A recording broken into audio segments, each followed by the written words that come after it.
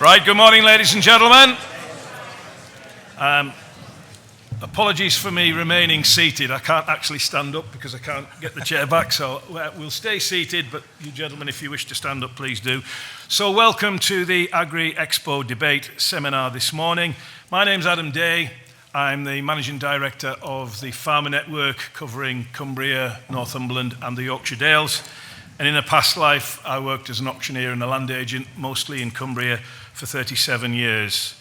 I'm going to start off by introducing our speakers. On my left, we have Pip Robson. He farms in Northumberland on land that his family has tenanted from the Duke of Northumberland since 1775. Today, he runs an 800-acre mixed arable and livestock unit, which includes pedigree Aberdeen Angus, commercial sucklers, and store lambs. He believes passionately that current farm subsidies are having the opposite effect to their original purpose. On my right, we have Tim Farron MP, Liberal Democrat member for Westmoreland and Lonsdale since 2005. And without doubt, over the last 20 years, he has been and continues to be a strong and positive voice for farming in Westminster. He's currently a Lib Dem spokesperson for Environment and Rural Affairs, and as we all know, that includes food as well. A little bit of an explanation about the debate format now and a few ground rules. In a moment, the debate is going to begin and our speakers will give opening statements, no more than 5 minutes, please, gentlemen. We're then going to ask the speakers to debate the motion. I'll be asking some questions, and I will invite questions and comments from the House, and you may choose to challenge or to support the speakers. We'll have to see. We'll then ask for speakers' closing statements, in which case they can sum up their arguments. And just for a bit of fun at the end, we'll have a little vote, a little show of hands in the room, and see whether you support or the motion or otherwise. So that's what we're doing. We're going to get straight into gear. The motion is, this House believes that farm subsidies do more harm than good. This House believes that farm subsidies do more harm than good. For the motion, Pip Robson.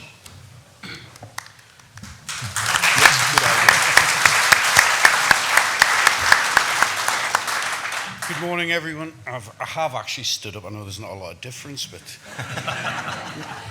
most people get up off a chair, I get down off a chair. Yes, good morning. A little bit of poetic license, I think, was taken in the introduction there. My family have farmed Duke of Northumberland's land since 1775, but this is, we'll let the journalists away with that one. Just keep some good housekeeping. The motion, yes, subsidies. To be fair, I think you could sum it up totally that the farming industry only launders the subsidy money for the landlords and the land agents. We've all watched rents increase and had whatever money has been given to us taken off us by the higher accolades in life. And this hasn't at all served its purpose. All it's done is up the ante financially for the whole industry. It's a very difficult industry to enter into, and I think one of the biggest travesties of all this has been the fact that it's become so financially difficult that all the young entrants now have a serious job trying to enter the industry, to get the capital behind them. Subsidies have kept people farming, probably who maybe shouldn't, couldn't. They're not the most efficient. Nice for the individual, but for the industry, probably not so good. And I think we'll leave it there, because obviously there's going to be lots of debate and questions, many things, and we'll not go through it all just yet. Okay? Thank you. Thank you, Pip.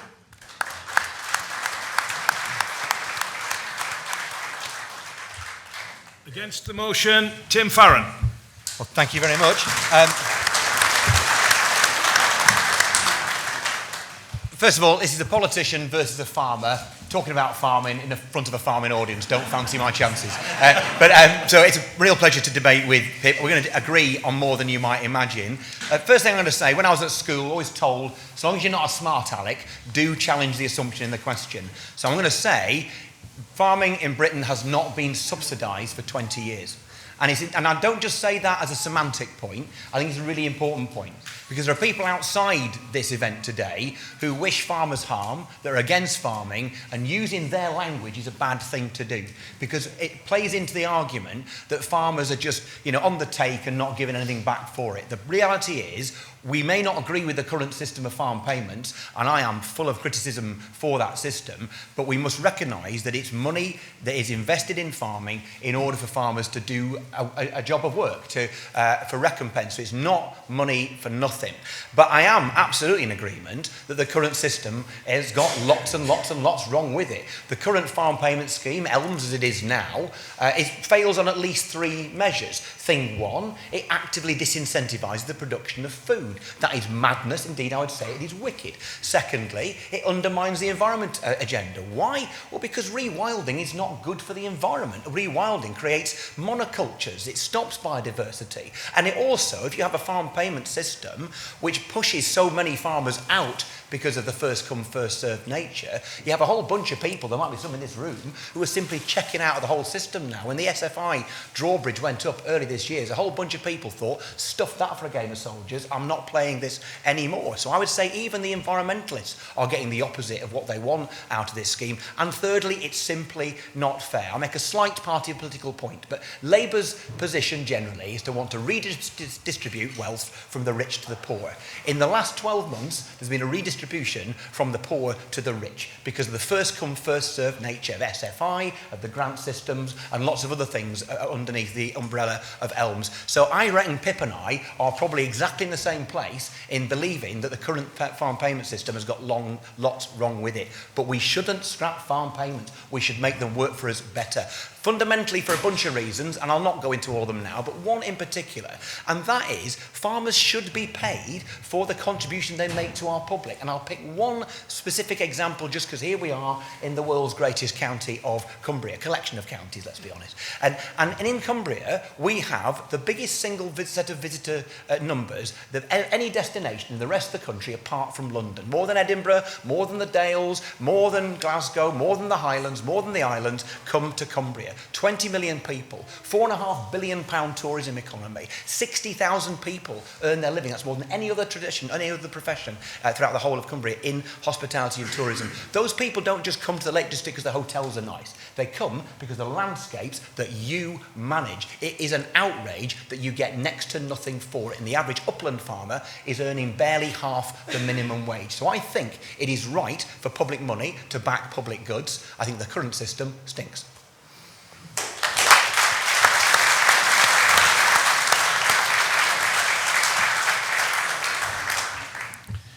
This is going to be fun. Okay. So, Pip, a very brief but very succinct proposal for the motion. But let's take it back a step. We know where we're at now. Let's go back in time within your life as a working farmer. What part has farm subsidies played in supporting your farm in the past? Have they been important to you? Yes and no. They're important because, as Oliver Wolston long ago said, you once your neighbour's taken it, you can't not. And if everybody recalls, Oliver Wolston did farm the first year without them after the McSharry reforms. So they're an important part of everyone's business. But that's not what this motion says. This motion says they've done more harm. Had they been in production related, and this is where we're going to struggle to have a debate here, Tim, because I think we're in agreement on quite a lot here. Had they been production related and industry, let's say protecting the industry, they would have served far greater purpose. Area-based payments haven't. All they've done is up the rent, FBTs was game, set and match to the landlords and agents from a farmer's point of view. But it's within a 15 to 20 year period they've actually upped traditional tenancy rents to get the money back. They're going to have that money. I use myself as a perfect example.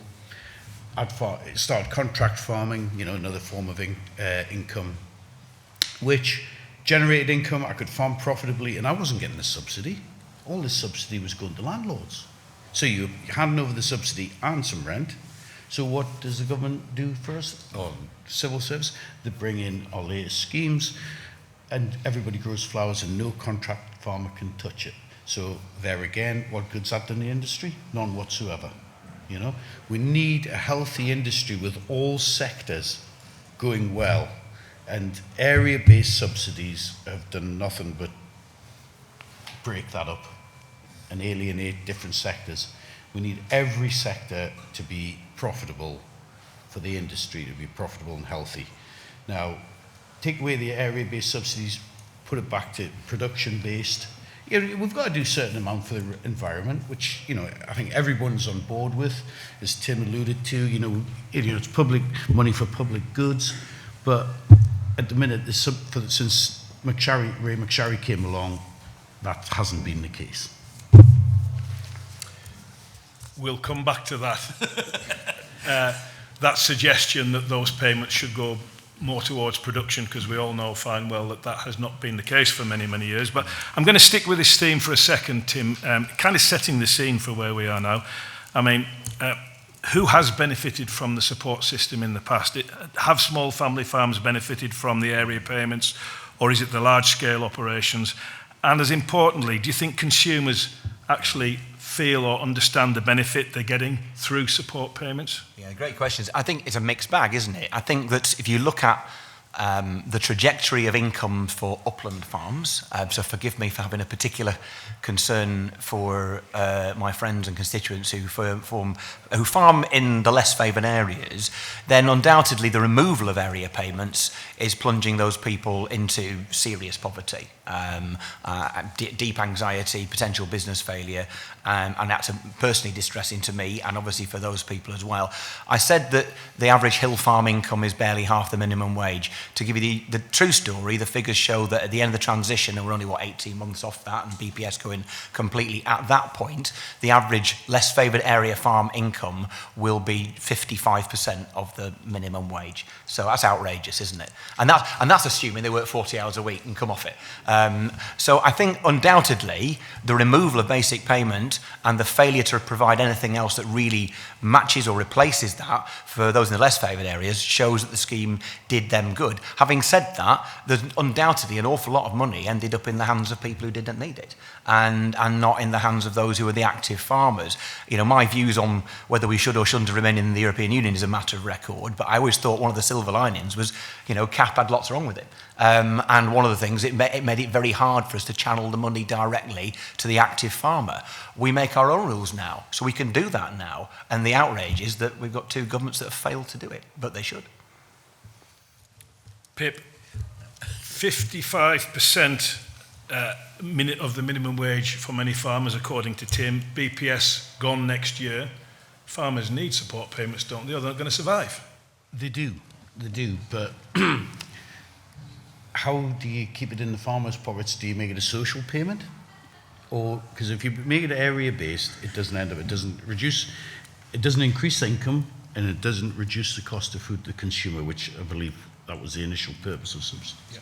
And it hasn't done that. And I know it is a concern, but, for me, I'm one of these people who'd love to see a healthy industry, and the farmers, probably in Tim's constituency, which is a lot of guys around here, going back to traditional methods of producing breeding stock, etc., where, you're never going to be able to grow flowers on a shale-covered mountainside. It's just not going to happen. So, but if we have a healthy industry, as I alluded to before, they can go back to the traditional methods. And, let's be honest about it, we had a sustainable farming system for about 800 years. And all we've done is government have interfered with it.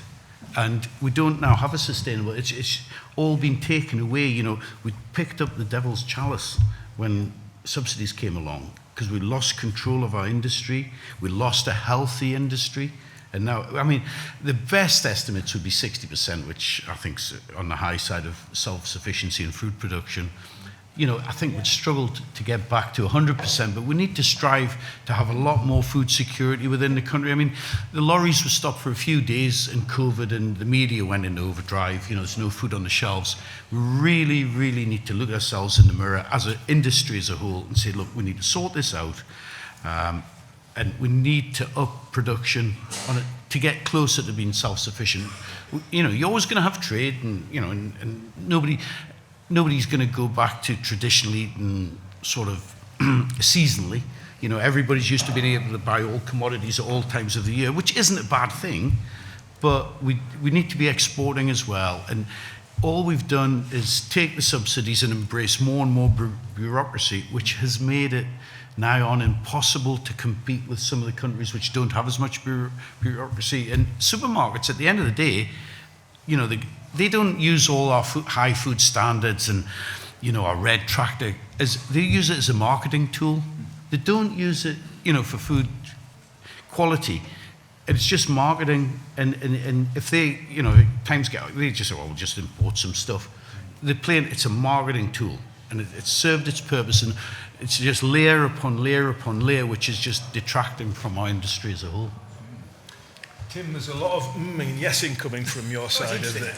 So perhaps a response, if I picked that up right, through support payments, Pip's making the case that we're losing food security, we're losing our competitive place in the market, and he's very concerned about that.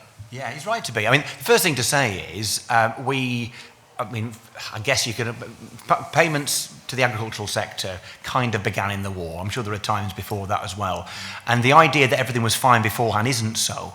The families that went and the farms that literally were walked away from and abandoned many times during various downward cycles pre-war, well, they're not here anymore. They may well have farmed their area for several hundred years, but they're not doing it anymore, and they haven't done it for the last 80 or so. So it's important to remember that it was not anything like a bed of roses beforehand.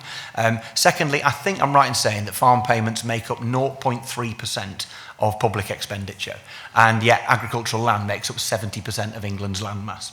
Just to balance that out for a second. In terms of food security, I am really passionate about that. People talk about national security, food security being the same thing, and what Pip has alluded to, a little interruption in supply chains, and suddenly people start getting like headless chickens and the shelves start becoming a lot emptier. So food security is crucial. I think that is why I make the point that I have, that the outrageous situation is we have an agricultural policy, certainly for the last, 5.5 years, that actively disincentivises the production of food. That is wicked and utterly stupid. 55-60% is probably how self-sufficient we are now. I think 75% is about the right target. We all want trade. We want to export. We accept some import if it's done fairly and on a level playing field, and the trade deals we've had so far, not on a level playing field. They threw you under the bus.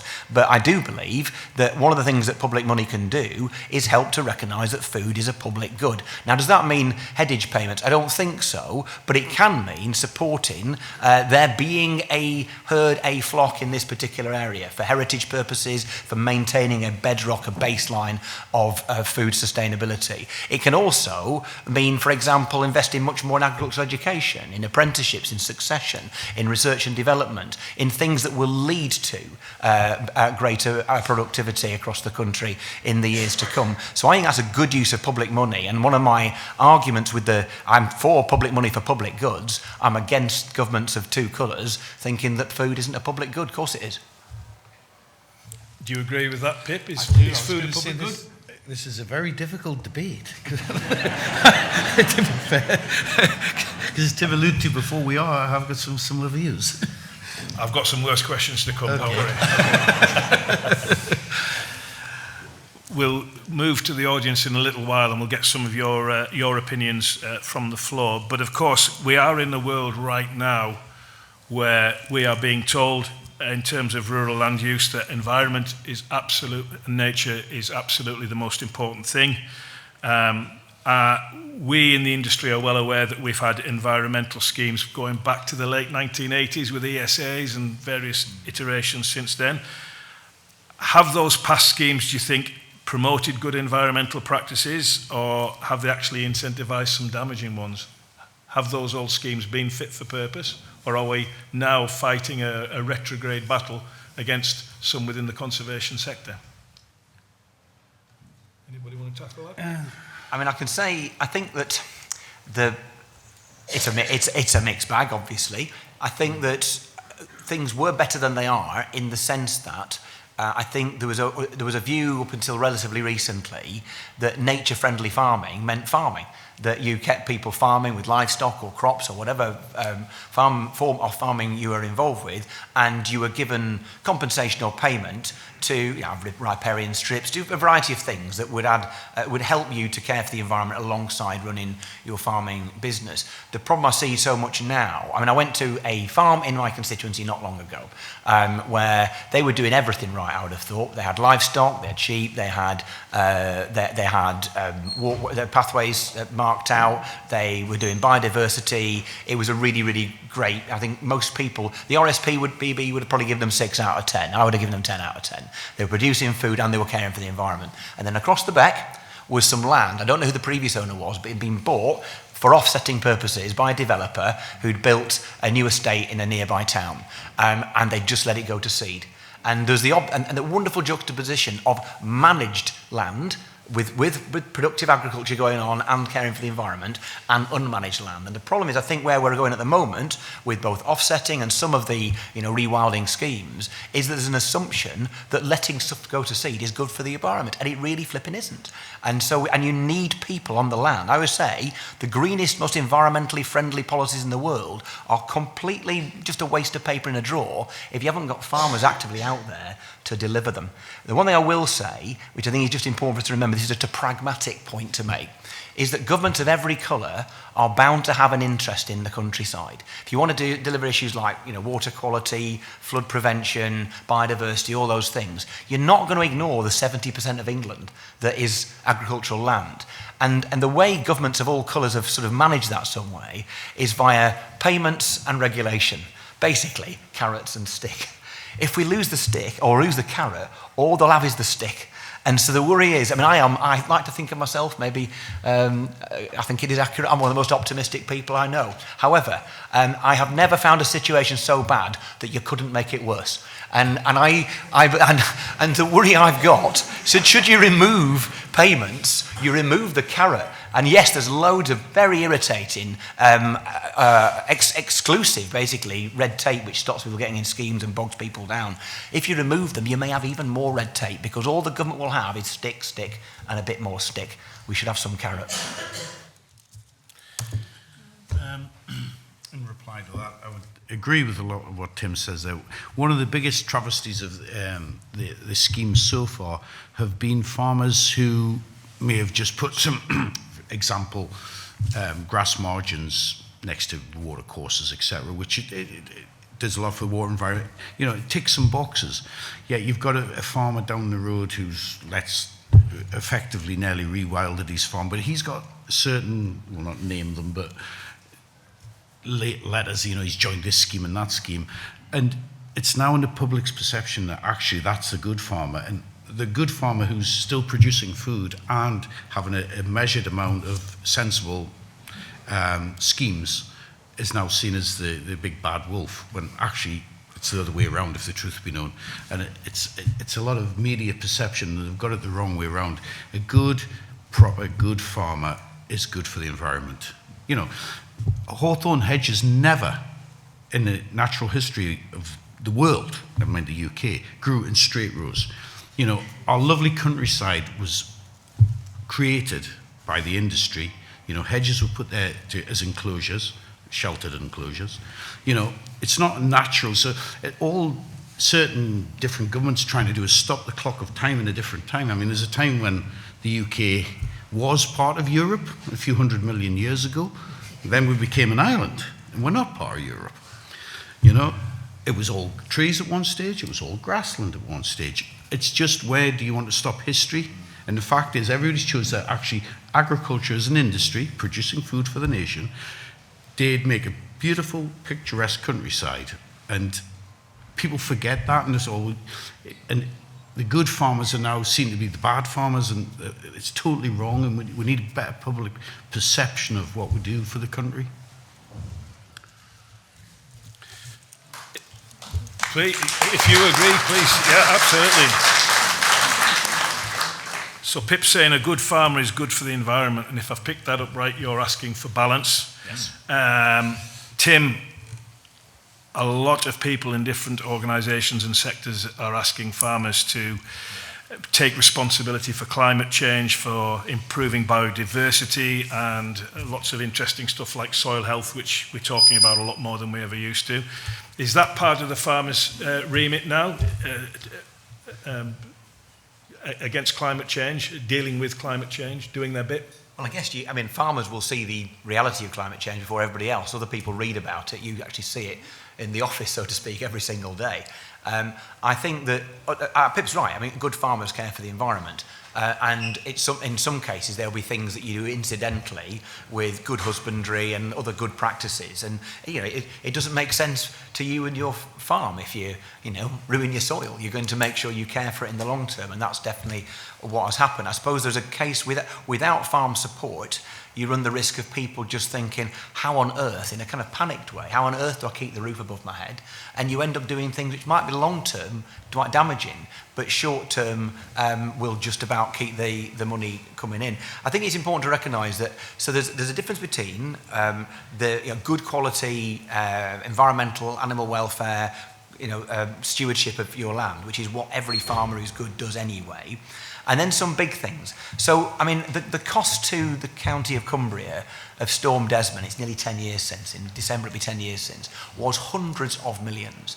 And the work that farmers do, incidentally, in helping to retain the water, slow the flow in some of the fastest rivers in the UK are in our neck of the woods, that is worth hundreds of millions to individuals, businesses and the insurance companies, and yet what are you getting for it? So when we talk about subsidies, again, it's not a subsidy to pay farmers for doing something which is of enormous financial value, as well as, I was like many of you, I reckon, walking around that morning, the 6th of December 2015, helping people muck out their homes, their Christmas trees, their presents, all sodden, saving people from misery, as well as that kind of cost. So there's an issue about recognising farmers doing the right thing when it is time out of their business.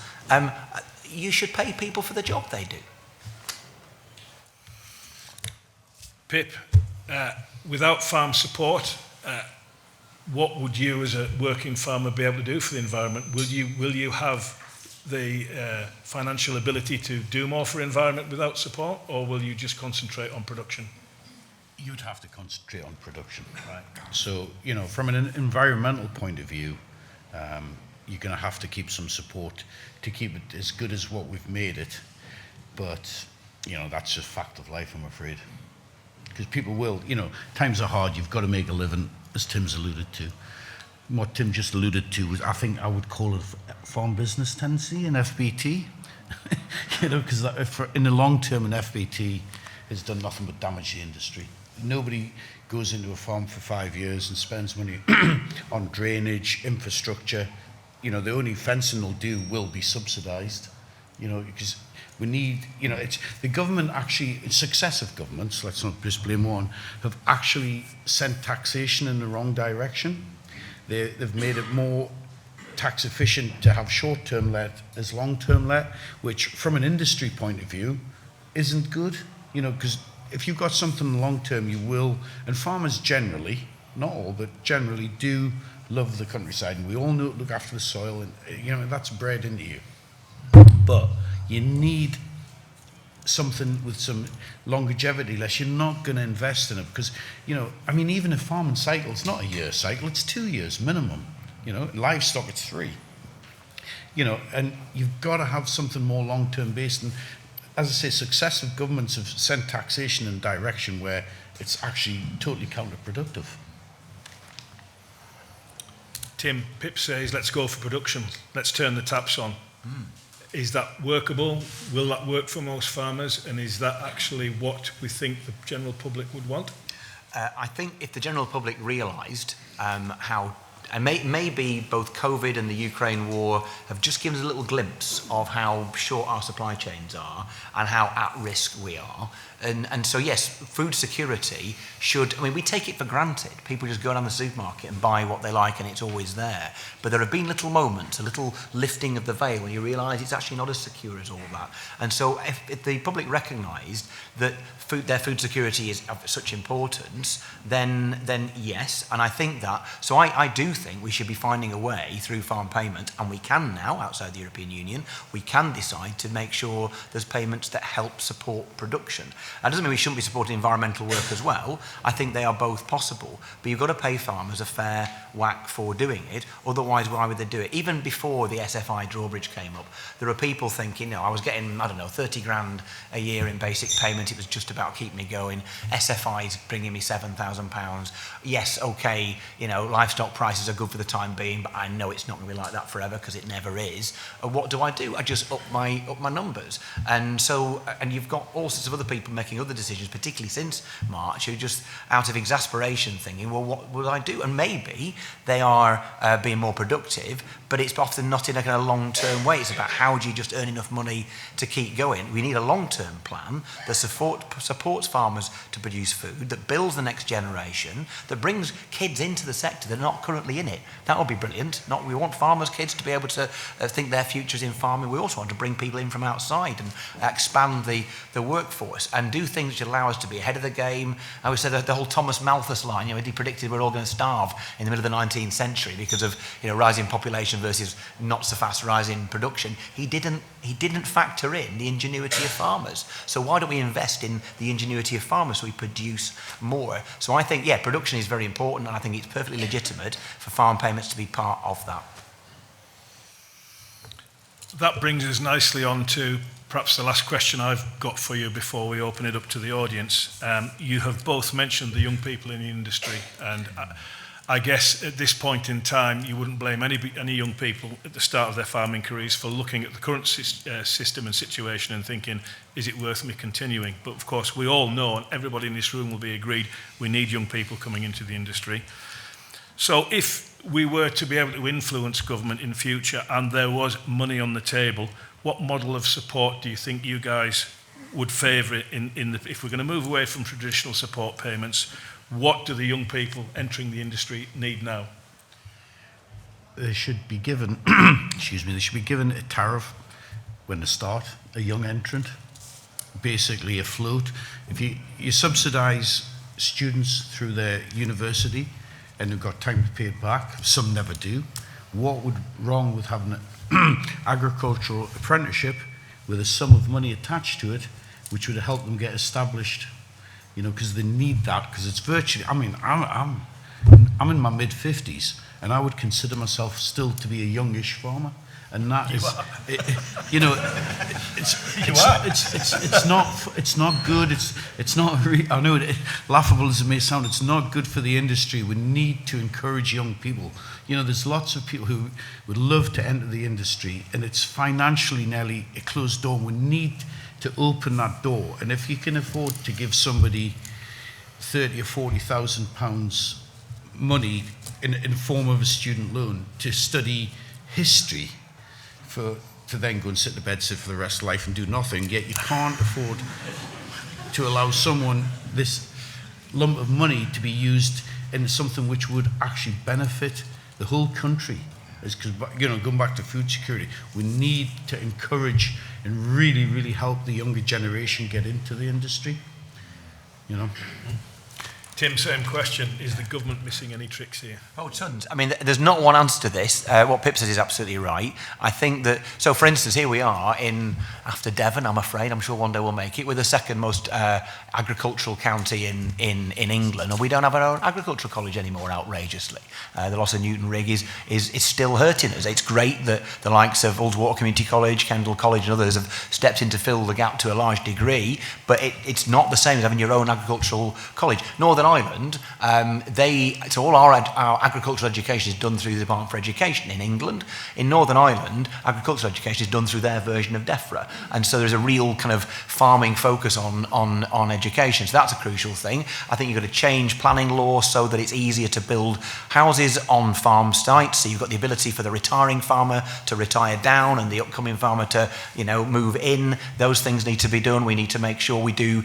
I'm a massive believer in the benefit of children of all backgrounds in spending time in the outdoors. It's great for their mental health, their well-being. If you plug that in everybody's school experiences, you get people who have a passion for, love for, and interest in farming. You breed a new generation that way. And then you've also got to invest in research and development, farm apprenticeships, so it's possible for people to get into farming without a vast amount of debt, recognising that to be a farmer, you're not just having to be expert in all the things you have to be, you've also got to be a business person as well. And so giving that support, I always say that one of the features of my patch is 1 in 4 people in the workforce in my patch work for themselves, and that is a big burden, and that is you guys. And so giving that support at an early age, people think, oh, you learn your trade and you become a business person in your 30s or 40s. No, you need to learn the ropes of how to run a business at the age of 14, 15, 16. So I think it's a range of things that need to happen, and needs to be real commitment across every part of government and local government that the future of farming is vital to the national security,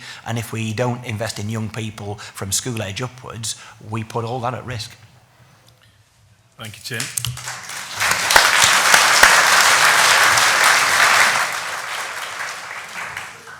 In a moment, gentlemen, I will ask you to move to your closing statements, but what I'd like to do now is turn it over to the House for any of you guys to ask questions or make some comments or challenge or agree with our speakers. All I would say is try and keep it as brief as possible so we can get as many in this next section. So who's going to kick us off? Yes, sir. I would just like to make a point that Tim was on about the fantastic return of between 1/4 and 0.3% of the tax we pay going into food production. And the comment that Pip made that it stifles efficiency. The efficiencies we have made since Queen Elizabeth came to the throne in 1951, 40% of the household budget was spent on food. By the time we got to pre-COVID 2019, that figure was down to 8.2%. We were producing the cheapest food in the world with the exception of the USA and Singapore. We've seen that COVID and Ukraine has had an effect, maybe push that up a bit. But the farm subsidies that we have had and enjoyed, where it goes into production, not into environment, the public have benefited no end. And as I say, they've made great savings. They've now, as the advert, they've got more of this in their pockets to spend on other things. Things that they won't take.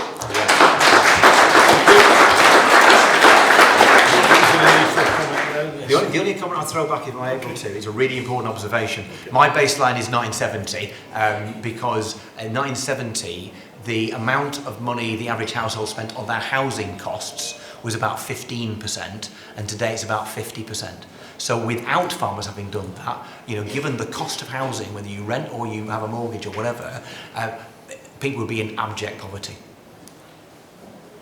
Okay. Yeah. Just under the current Labour government, they don't seem to listen to those farmers. There's only you sitting there passionately about what we're doing. Keir Starmer and his crew are not listening. They're not. It's action we want now. This could, till Labour get ousted out, we don't stand a chance really, to be fair, because he's not doing any U-turns on the inheritance tax. And at the moment, there's still generations going to be leaving school. Till these lot get kicked out, who's going to stand up for farming now and really fight for it? Because it's urgent action needed now. And we're making all these plans, as you've discussed now, for what needs to happen, but till they ever get out, because they're so anti-farming, we don't stand a cat in hell. I can make a brief comment on that. It's just, I mean, I'm not going to play party politics. Let's try to be. I mean, all I will say is this: at the last election, Labour won for the first time in ages loads of rural seats. I mean, in Cumbria, I went into the last election as the only opposition MP in Cumbria, and I came out of it the only opposition MP in Cumbria. But they all changed around me. And the thing is this: there are probably, I wouldn't like to say how many there are, but there are dozens, if not 100 or so, Labour MPs, nearly all of them new from rural areas. And all I will say to you, and many of you will live in them, and my advice is, I share your anger and concern and your assessment. I also think that it's good to strike up a relationship with your local Labour MP, because the chances are they didn't know a lot, and you talking to them might help. For what it's worth, there's definitely a group of backbench Labour MPs who are proposing an amendment to the finance bill to try and make sure the inheritance tax stuff isn't at least as bad as it's going to be. So I think it's good tactics, however cross we feel, to build relationships. You seem quite passionate about the farming industry, but why is Keir Starmer not in his men? Why are they so against it? That's the thing. And the younger generation is putting them off now, because as Pip said earlier, it's that expensive to get into farming, the cost of machinery. There's nothing that the government at the moment aren't doing a thing to bring the costs of what we're doing down. I think you're making some really good points, and I think 99% of people in this room will agree 100% with what you're saying. I don't think we need to start debating the Labour policy now and what Tim's made the suggestion, and I've heard this before, we should all talk to our local MPs, and I think that possibly not enough farmers do actually engage with their MPs and tell them how you feel, because generally, even the new ones in Cumbria, I know, are listening. They might not be able to do anything, but they are listening, and at least that's something. Yes? Yeah, all the talk about production, we were talking about self-sufficiency before at 62%, excuse me if I put that wrong, but nobody mentioned that 35% of all the food that we produce that goes to landfill. Oh, yeah. I mean, where is that going to mention? You have to ask the supermarkets about that. I don't want to be too political, but I was going down the road one day listening to the car radio, and an individual said, why is it, I think it was Asda or somebody that just launched the latest returns, 850 million profit or something, and the guy said, why aren't the supermarkets subsidising the farmers? Because the farmers are working for to keep your supermarket shelf full. So let me carry on with your theme there. My old farming grandmother, watching her scrape the very last dregs out of a tub of margarine, nothing could be wasted. Food was not put in the bin. So here's a question. Is food too cheap? And is that why it's been thrown away? Is food too cheap? I don't know. I don't think it is. But you do have supermarkets are more, as we alluded to earlier about marketing and stuff, and they want everything to look perfect.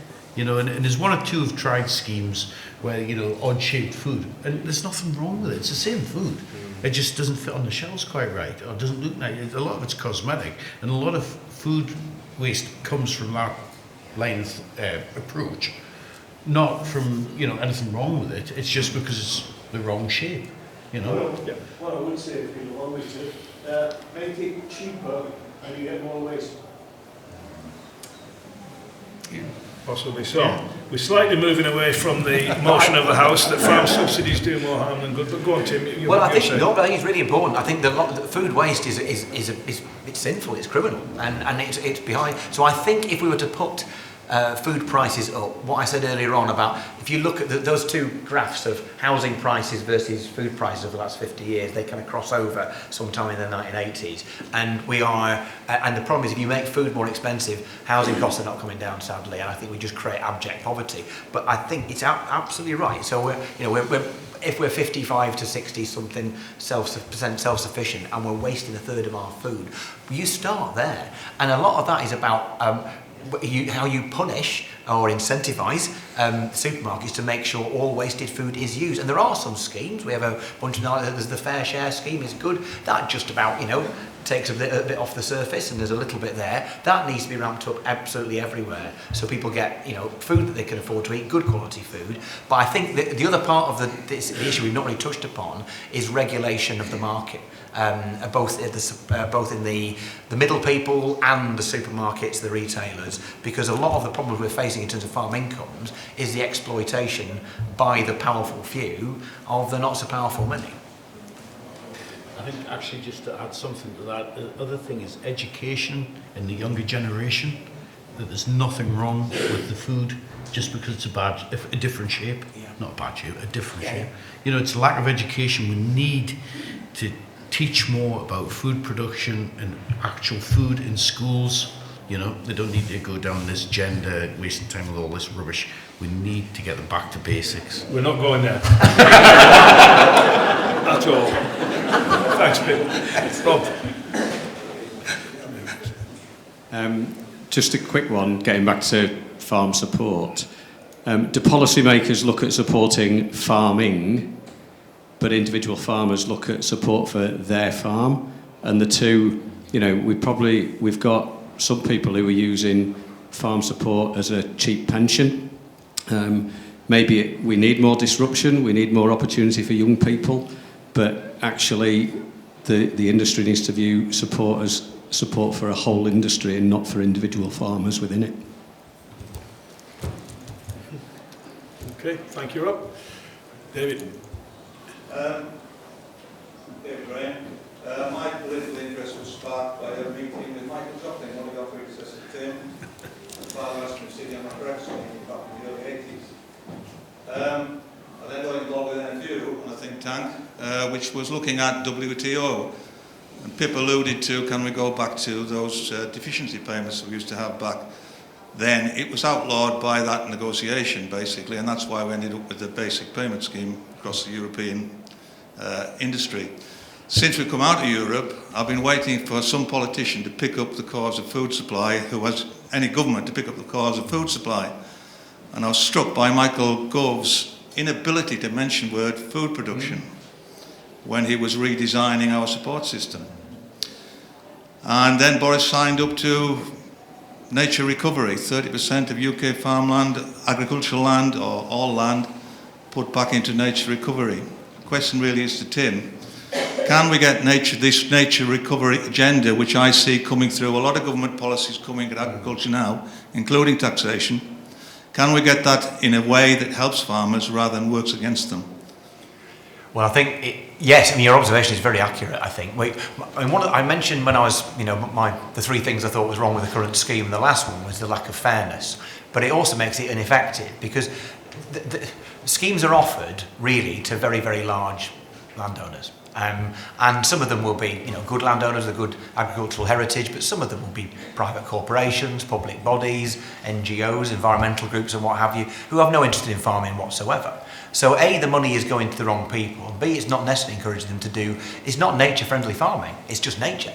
And that is a waste of that land. So yeah, as I said, I think we are in a position now where we have the power, should we choose to do that, to say that, you can set targets for biodiversity, but at the same time, a floor of the amount of livestock you're allowed to have in a particular valley or in a particular farm. And I think that's entirely possible, absolutely possible to do both.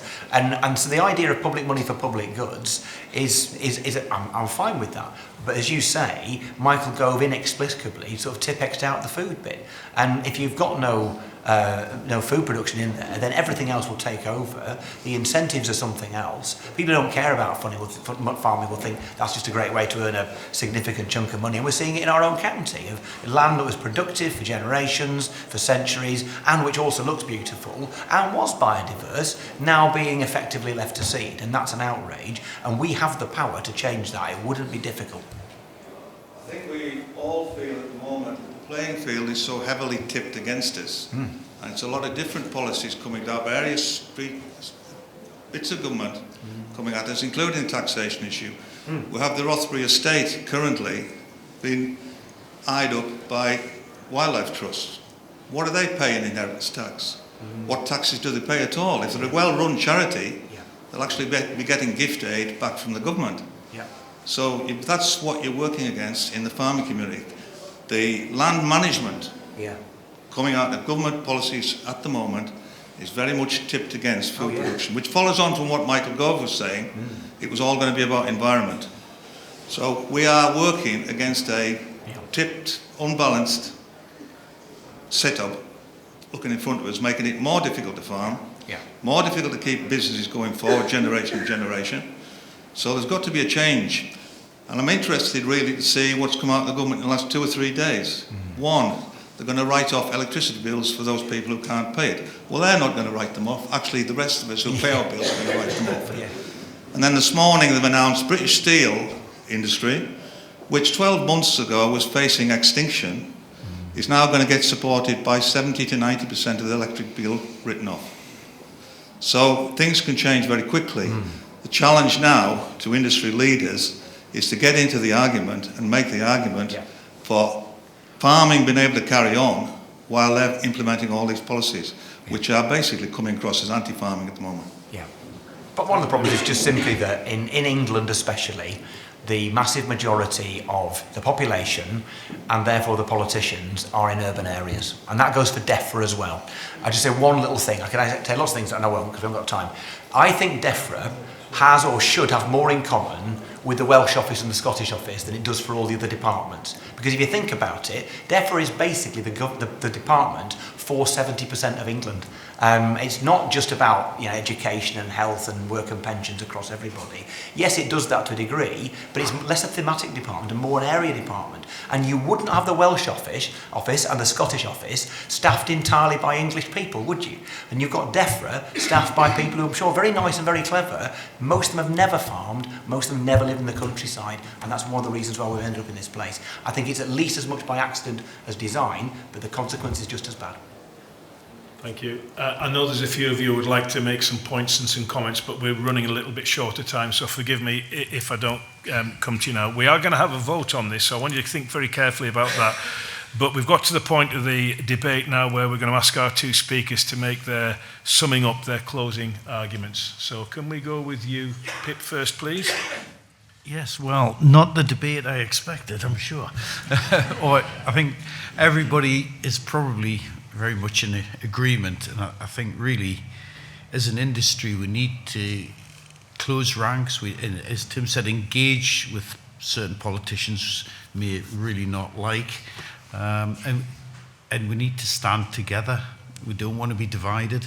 We've got to stand together till we get this sorted out, and I think everybody must try and do the best to encourage the next generation to enter the industry, lest there won't be an industry.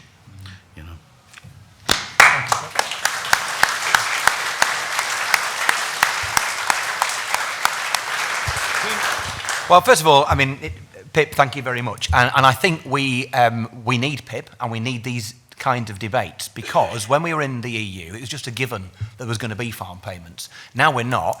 Whatever different parties say, it is not a given. What of it was the English budget for ELMS at the point we left the European Union, or CAP as it was then, was about 2.5 billion. It's about 2.5 billion now, 6 years on nearly, and you might have noticed there's been a bit of inflation. So the value has been coming down, down, down, down, and not only that, it's not going to everybody. When the SFI drawbridge comes up, when you've got countryside stewardship finishing, and then new things being open only to some people, landscape recovery only available to a select few, the grants available just for a short period of time, and by the way, you're going to be able to match and have half the money at least to be able to get into them. You see a smaller and smaller number of people who can get into the schemes, and so the last several years we've seen underspends on ELMS. So what does that tell you? It tells you there's a contraction of funding going into farming already, to go into fewer and fewer people, and so if we are, frankly, there's a lot of politicians eyeing the ELMS budget quite greedily and thinking we'll have that. So we really need to make sure we get better at our arguments for why farm payments matter if we believe that they do. And the final thing is this, right? I am very proud that in our county, we are the host of BAE at Barrow, and we're building our national security militarily. Dead proud of it. And I'm equally proud that in this county, we provide the basis of our food security. They are equally important, and we should be passionate about investing investing in the farmers of today and the farmers of tomorrow so that Britain can withstand whatever the world might chuck at it in the few generations ahead of us for the good of those people who follow us. Thank you, Tim.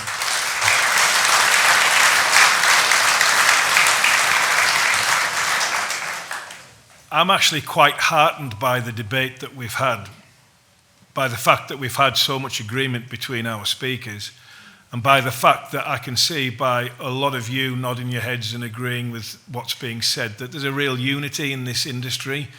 We know it, we get it, we understand what benefits we deliver to the county, to society, to the environment.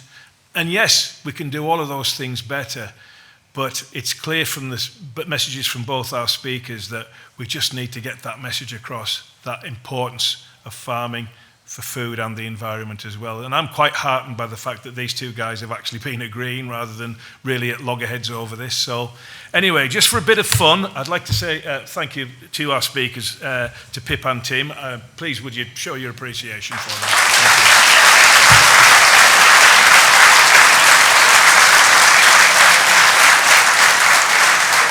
And thank you for taking the time in what is always a busy, fantastic day here at Agri Expo for coming and joining us. Just for a bit of fun, we're going to have a little vote, a little show of hands. I'm not going to count them all, but we'll just take a bit of a straw poll and see what you believe. The motion that we set out to debate was, this House believes that farm subsidies do more harm than good.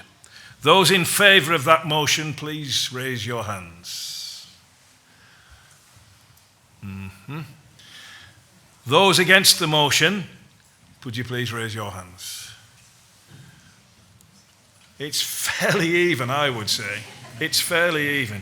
So that means division, lock the doors. Thank you very much, ladies and gentlemen.